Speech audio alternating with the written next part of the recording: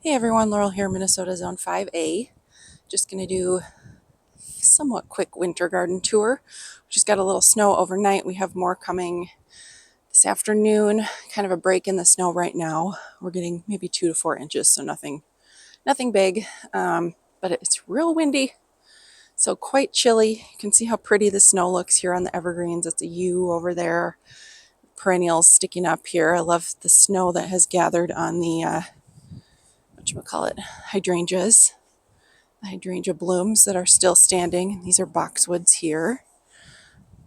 Our kind, sweet neighbors shoveled our sidewalks for us this morning, so all I had to do was a driveway, which was great. But man, I love these evergreens.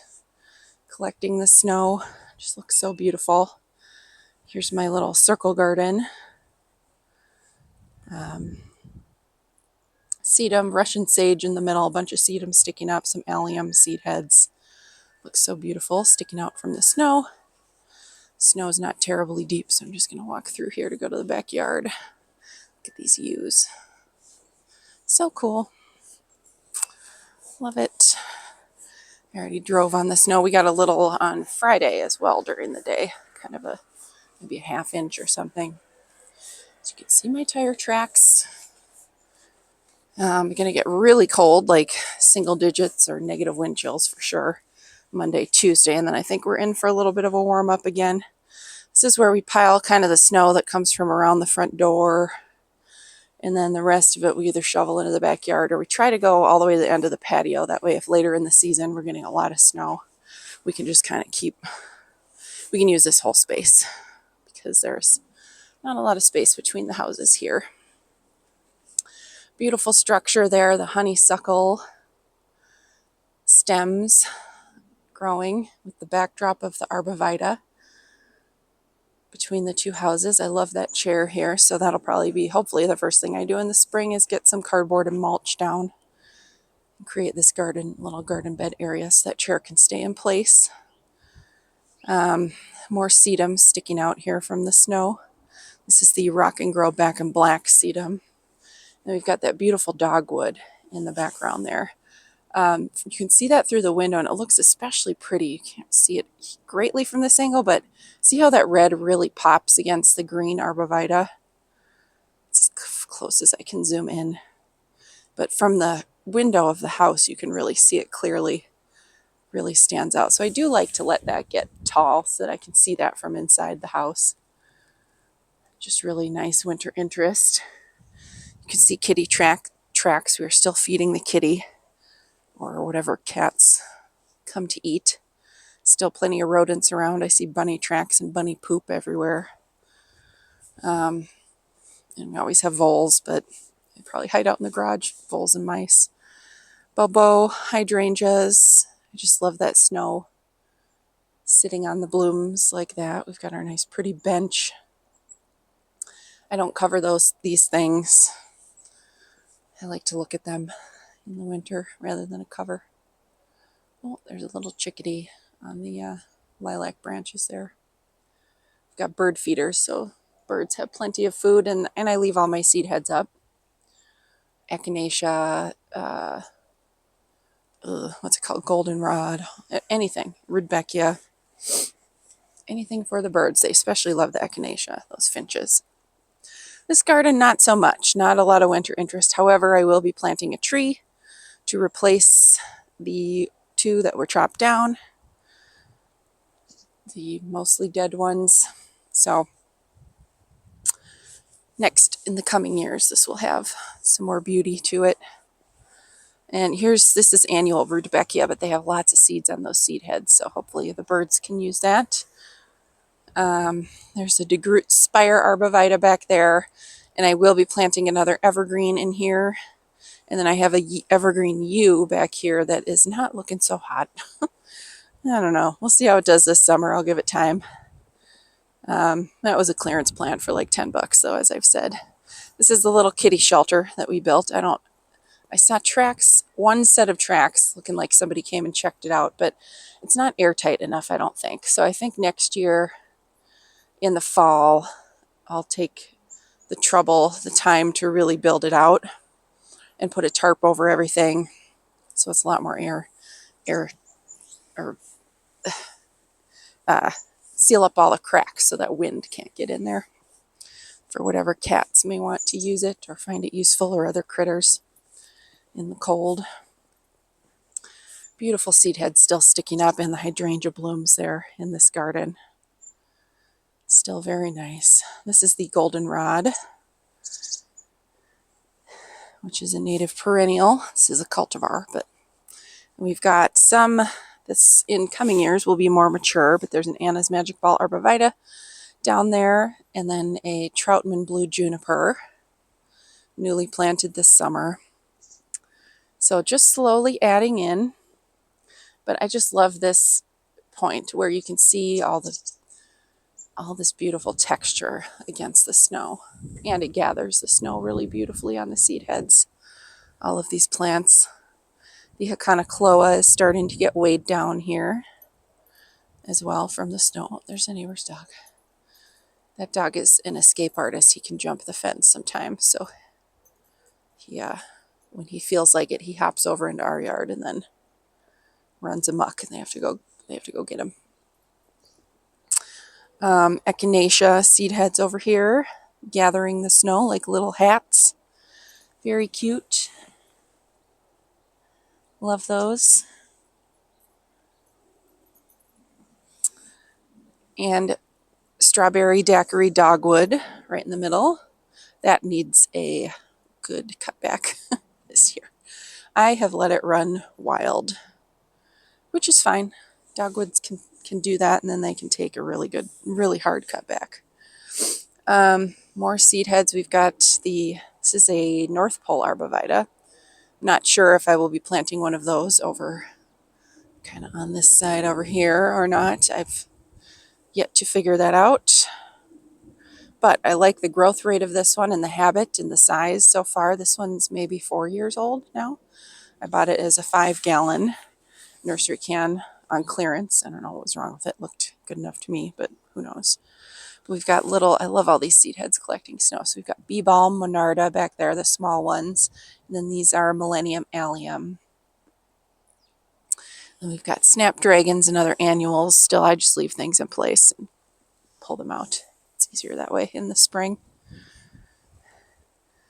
This has still got a lot of movement to it and collects the snow. This is the Drops of Jupiter ornamental oregano. Really beautiful seed heads on that plant. I'll be splitting at least one of these next year, giving it away somewhere, a friend or at work. Beautiful snow cover on the Firelight hydrangeas over here. Raised garden beds. You can see the pretty green. I've got 2 circle beds that I'll be putting in the spring. Some round ones here and back there to put, and then digging up all my strawberries so I can actually walk through here. And at least one of them will be a berry bed. We'll see. I might use the others for vegetables. More seed heads. We've got sedum here. This is the Night Embers, I think is the name. Another Anna's Magic Ball arborvitae. This one's 2 years old, so a little bit maturer than the other one.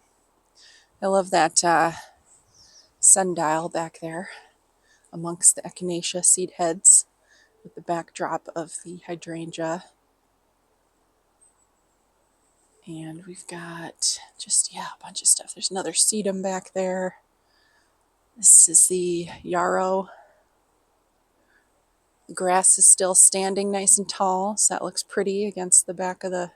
Man, that clematis is full. I was hoping to get a bit taller trellis for it on clearance, but I didn't see any that were tall enough.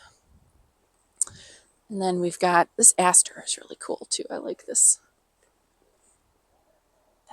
That beast right there. Really pretty. Just love everything when the snow is sticking to it. There's a Coreopsis skeleton. These tall ones are the Cosmos that I just leave standing. I'll pull those out. They may self-seed. Got some zinnias and other annuals back here. Like this bed is full of annuals. Most of this stuff. And these are the kitty proofing or litter box proofing that I just left up. These are baskets from Menards that are meant for like closet storage. And then various cloches that I found over the years. And not as much interest in here, so I like this bench to stay in place. That's just from Lowe's. But we do have the hydrangea. That is the limelight. And then we have a little lime hydrangea over here on this side. And then this is really cool. I'm going to step in here. So this is a viburnum. All that glitters or all that glows. I have one of each. I don't remember which is which. But this one flowered and produced a ton of berries, these blueberries. Now they're kind of navy blue. I don't know if you can see that amongst all the leaves. I can't really see if my camera is focusing or not. Unfortunately, it's a little too bright out. Snow is quite reflective, but that looks really neat, and I like that it kind of has its leaves still.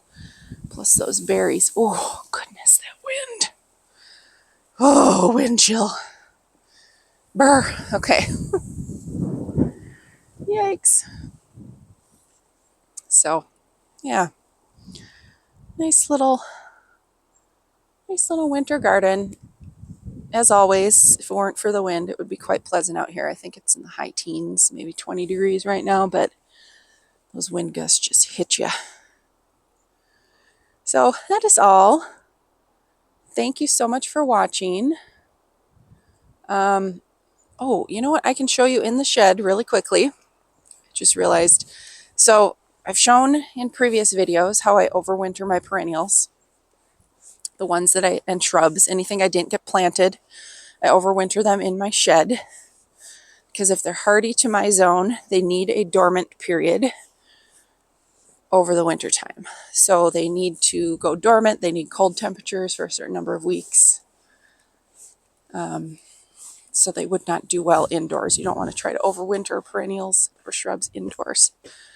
So let me open the door here and flip on the light. So this is what I do. I've shown how I have them here, but to water them, I watered them, I think right before Christmas or around Christmas is the last time. They don't need a lot of moisture because they are dormant. They're not growing, they're not out in the wind, they don't have a whole leaf canopy to support, not hot sun, etc., etc. So, but the leaves do, or the roots do still need some moisture. And when the soil's frozen, it can't draw that moisture. So I do come out here maybe once a month and give them a trickle of water. Or when we have snow, I'll just put some snow on the top like this. And then some of it evaporates, but especially in the shed, it stays warmer, obviously, than outdoors. And if the sun comes out or we get some warm days, this will melt in and kind of slowly percolate down into the soil. So this is what I do when we have some snow. I just pack a little on top of each thing. So yeah, just in case you're wondering. And the stuff inside is doing well. All of my overwintering annuals, that's going well so far. So I hope your winter is going well. I know, unless, of course, if you live in LA, it's terrible right now. Need to send some of this moisture out to them, or at least that wind needs to die down out there. So have a wonderful day. Thank you so much for watching, and please subscribe.